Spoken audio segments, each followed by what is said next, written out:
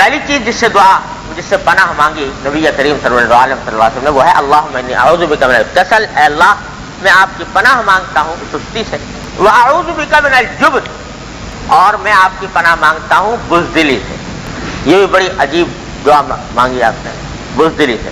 ذرا سوچو ہم لوگ کبھی ہم نے دعائیں مانگی ہیں یہ کہ اللہ سستی سے بچائیے، اللہ بزدلی سے بچائیے، لیکن حضور اقدس صلی اللہ علیہ وسلم مانگ رہے ہیں بزدلی سے بچائیے۔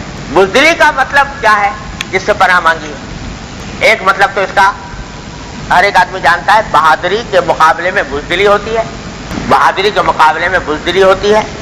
کسی شخص کا آدمی مقابلہ کرے بہادری کے ساتھ اور ایک یہ ہے کہ اس کے آگے بزدلی دکھلائے، مشہور معنی ہے اس کے۔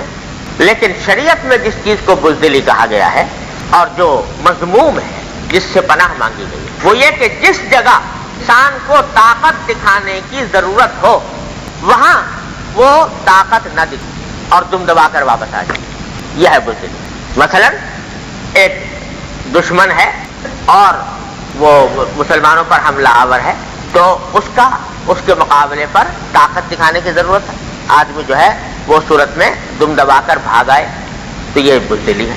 جہاں پر شریعت نے مطالبہ کیا اس سے کہ تم مقابلہ کرو، وہاں مقابلہ نہیں کرتا، بھاگ آیا، یہ بزدلی ہے۔ اسی طرح بزدلی یہ بھی ہے کہ کہیں آپ کے اوپر شریعت نے واجب کیا تھا کہ حق بات کہیں، لیکن آپ نے یہ سوچ کر کہ یہ حق بات اگر کہوں گا تو لوگ برا مان جائیں گے اور لوگ جو ہیں برا مان کر مجھے برا سمجھیں گے، اس واسطے آپ نے وہ حق بات نہیں کری، یہ بھی بزدلی۔ اور اس سے بھی یہ بھی وہ چیز سے پناہ مانگی نبی کریم صلی اللہ علیہ وسلم۔ اسی طرح ایک آدمی ہے، اس کے دل میں داعیہ پیدا ہوا کہ میں کوئی نیک کام کروں، لیکن ڈر رہا ہے کہ اگر میں نیک کام کروں گا تو میرے جو معاشرے کے لوگ ہیں، آس پاس کے لوگ ہیں، وہ میرے اوپر نام رکھیں گے، مجھے ملا کہیں گے، مجھے چڑھائیں گے، مجھے تانے دیں گے، تو ان تانوں سے گھبرا کر آدمی وہ نیک کام چھوڑ دیتا ہے،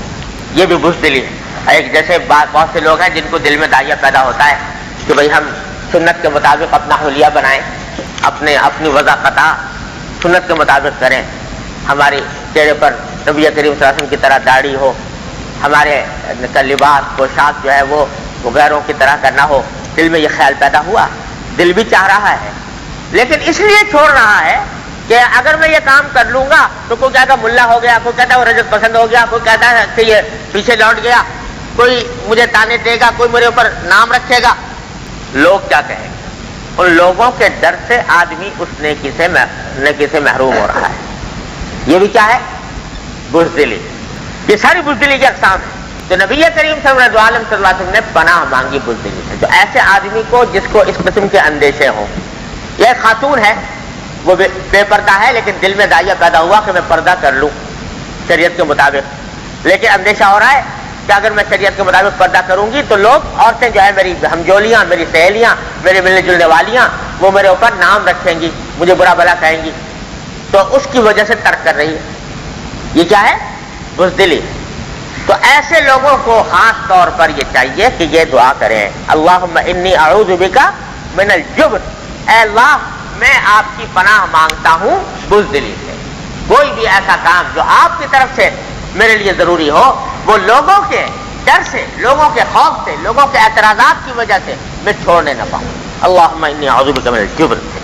اور پھر بھائی دو اور باتیں ہیں کہ فرمایا کہ میں اللہ آپ کی پناہ مانگتا ہوں بڑھاپے، ایسا بڑھاپا جو انسان کو ناکارہ کر دے، جس کی وجہ سے آدمی دوسروں کا دست نگر ہو جائے، دوسروں کے سہارے لگ جائے، اپنا کام خود نہ کر سکے، یا دوسرے لوگوں کے لیے تکلیف کا سبب بن جائے، اس سے پناہ مانگ کہ اللہ ایسے بڑھاپے سے پناہ ہے، آپ کی پناہ مانگتا ہوں۔ وَأَعُوذُ بِكَ مِنَ الْبُخْلِ، اور بخل سے پناہ مانگی کہ اللہ میرے مال کا جہاں خرچ کرنے کی ضرورت ہے وہاں خرچ کرنے سے میرے دل میں رکاوٹ پیدا نہ ہو اور میں اس کو صحیح جگہ پر خرچ کروں۔